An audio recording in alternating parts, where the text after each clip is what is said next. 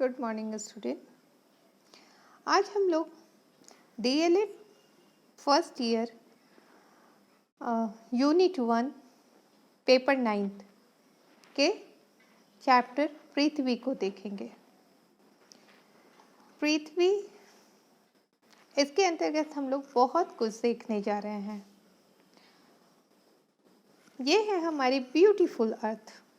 आप देख रहे हैं, ये नीला कलर का दिख रहा है, ब्लू कलर का दिख रहा है, इसलिए इसको जो है नीला ग्रह भी कहते हैं।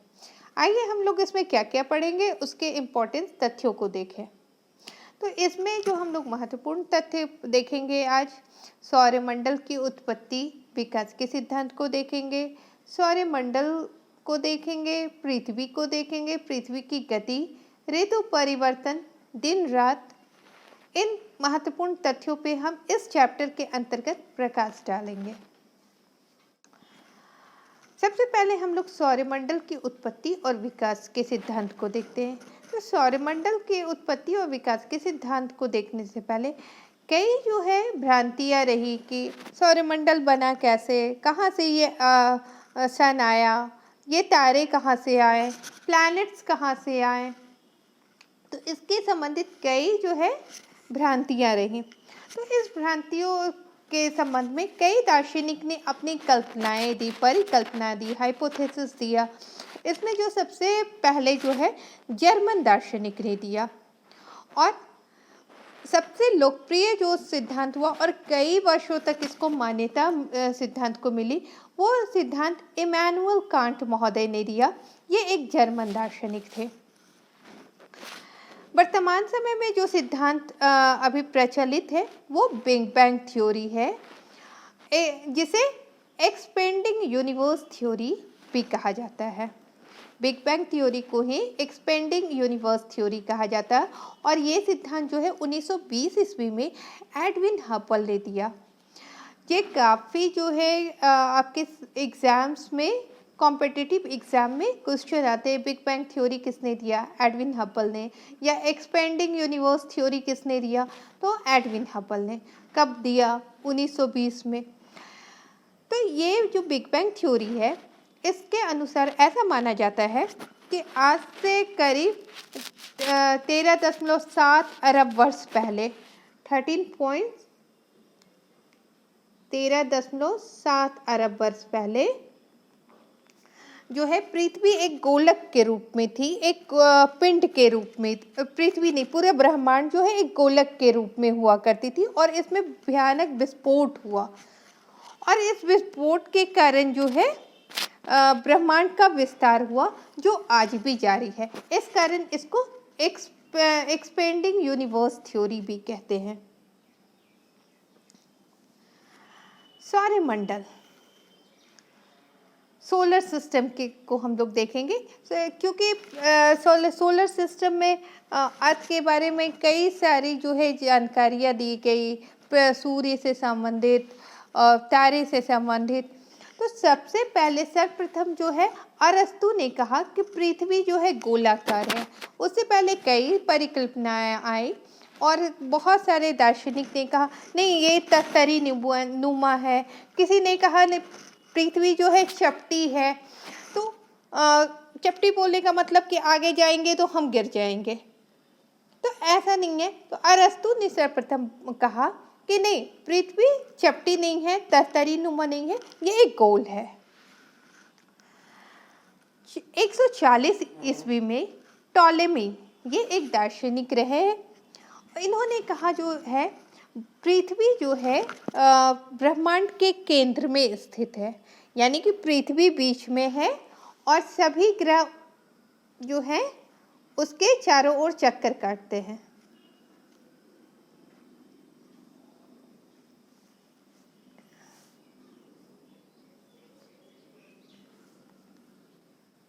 इसमें सबसे पहले टॉलेमी ने कहा कि पृथ्वी जो है केंद्र में है और सूर्य जो है इसका चक्कर काटते हैं तथा और सभी ग्रह जो है इसके चक्कर काटते हैं। इसको उन्होंने अर्थ कहा। तो इस सिद्धांत को जो है जियोसेंट्रिक थ्योरी कहा गया। इस सिद्धांत को जियोसेंट्रिक थ्योरी कहा गया। भूकंप भूकेंद्रीय सिद्धांत कहा गया इसे। उसके बाद कोपरनिकस ने 1543 ईस्वी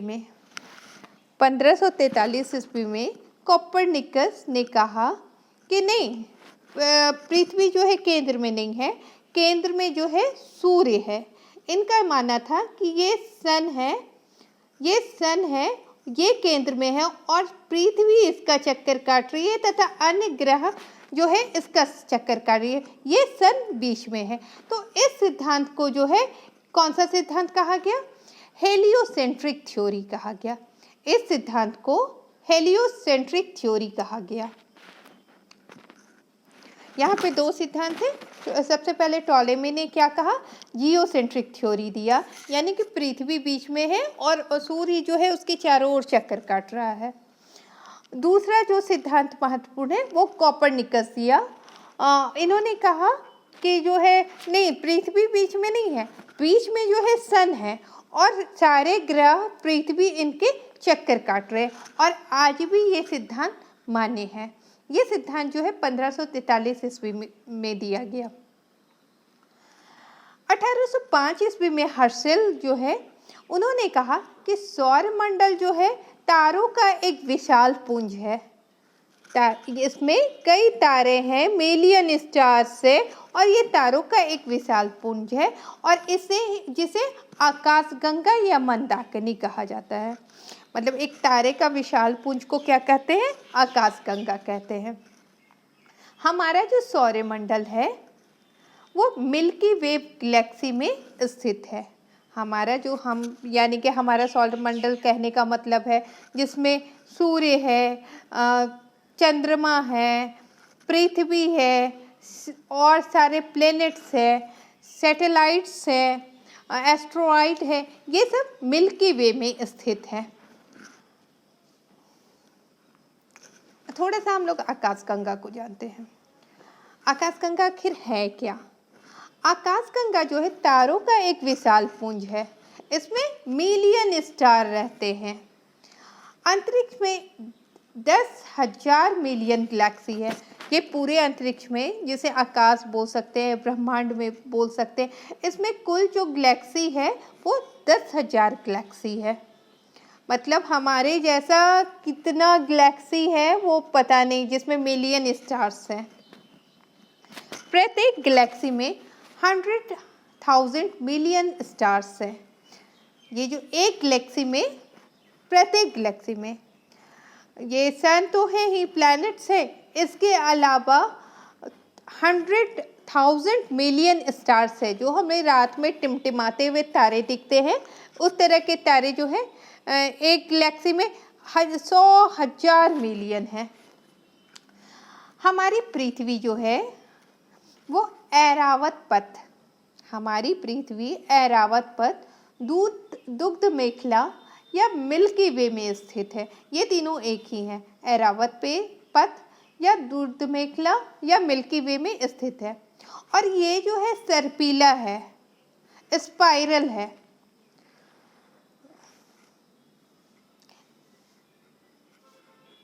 ये जो है गैलेक्सी है, मतलब एक गैलेक्सी में अगर बात करें तो इसमें 100,000 मिलियन स्टार्स हैं इन गैलेक्सी में। तो हमारा जो गैलेक्सी है वो दुग्ध मेखला है, ऐरावत पथ भी जिसे कहते हैं, और ये किस तरह का है? सर्पिला है, स्पाइरल है। मिल्की वे के अलावा जो है, हमारी मिल्की वे के अलावा कई मिल्की वे का पता लगाया जा चुका है, जिसका कुछ जो है जिसका नामकरण किया गया। Large Magellanic cloud, small Magellanic cloud, Ursa Major Sculptor system, डेक्रो सिस्टम, ये कुछ आकाश गंगाएं हैं जिसका पता लगाया जा चुका है। ये सभी गैलेक्सी है।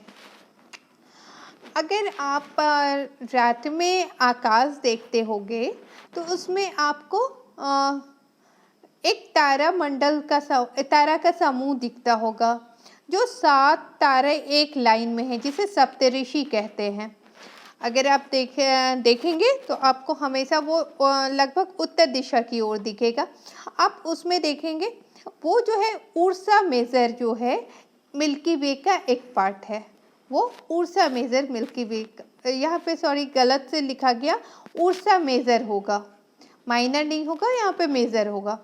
उर्सा मेजर जो है मिल्की वे का पार्ट है। आकाशगंगा का सबसे नज़दीक, हमारे आकाशगंगा का सबसे नज़दीकी जो मंदाकिनी है वो देवयानी है, एस्ट्रोमेडा है। इंटरनेशनल एस्ट्रोनॉमिकल यूनिट के अनुसार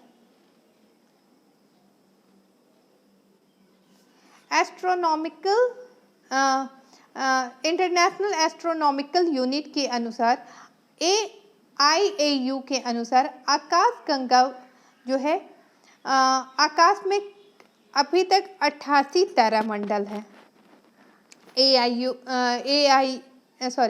IAU के अनुसार जो है आकाश में 88 तारामंडल का पता लगाया जा चुका है।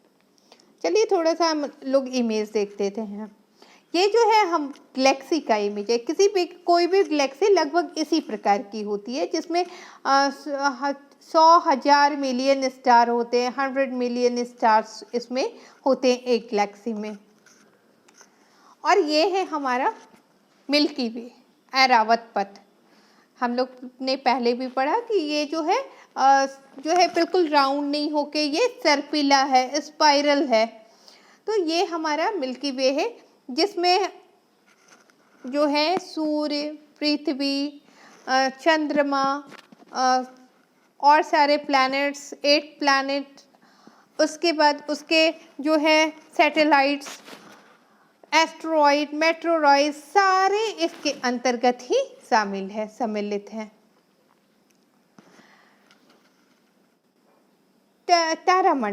तारामंडल किसको कहते हैं?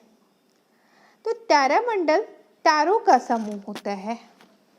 कॉन्सलेशन इसे इंग्लिश में कहते हैं। ये एक तारों का समूह होता है। आकृति के आधार पर नामकरण किया जाता है। इसका जो है अलग अलग आकृति होता है और उसके आधार पर नामकरण किया जाता है। जैसे और इसका जो नामकरण होता है वो IAU इंटरनेशनल एस्ट्रोनॉमिकल यूनिट द्वारा किया जाता है। अभी तक जो है IAU ने 88 तारामंडल की पहचान की है कि 88 तारामंडल जो है अंतरिक्ष में है।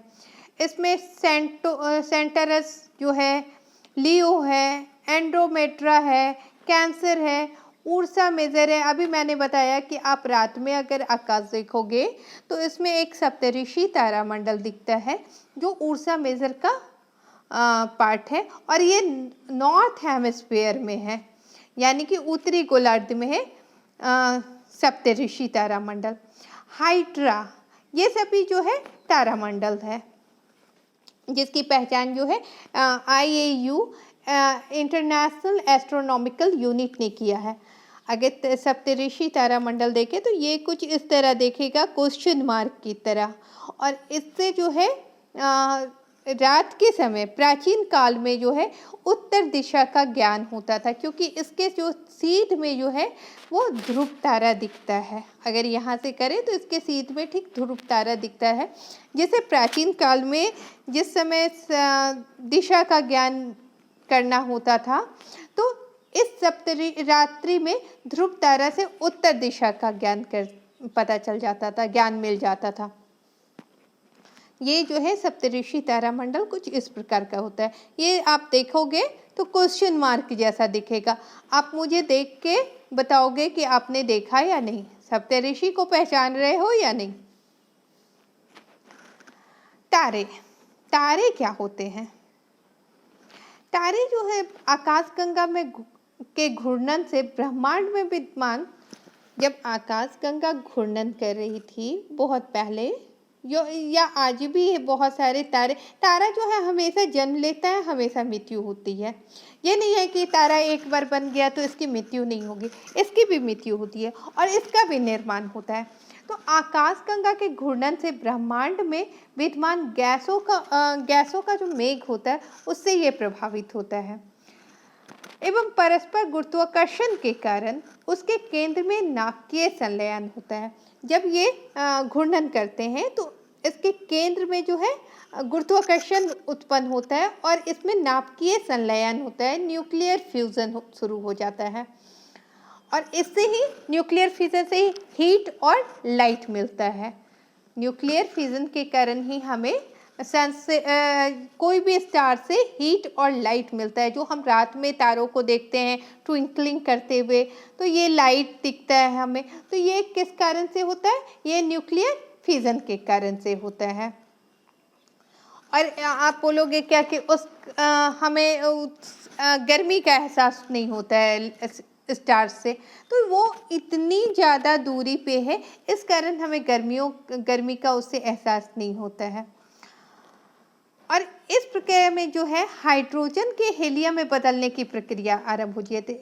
जब न्यूक्लियर फ्यूजन होता है तो उसके नाभिक में, उसके कोर में जो है हाइड्रोजन के हीलियम बनने की प्रक्रिया आरंभ हो जाती है और ये प्रक्रिया जो है कंटिन्यू चलती रहती है। ये नहीं कि चल के बंद हो जाए, ये प्रक्रिया तब तक चलती है जब तक तारे का अंत ना हो जाए या हाइड्रोजन जो है, हीलियम गैस जो है वो ख़त्म ना हो जाए। तो इस अवस्था में ये तारे बन जाते हैं और ये लाइट देते हैं, एनर्जी देते हैं। सूर्य भी जो है एक तारा है जिसे हम लोग आगे अच्छे से डिस्क्राइब करेंगे।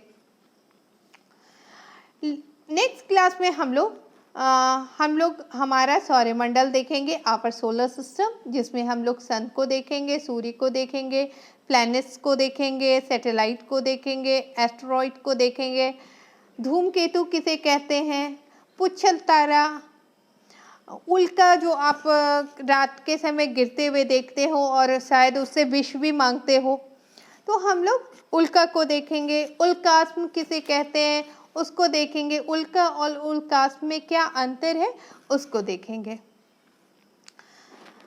तब तक आप उसे रिवीजन कीजिए। नेक्स्ट क्लास में हम लोग हमारा सौरमंडल देखेंगे। धन्यवाद।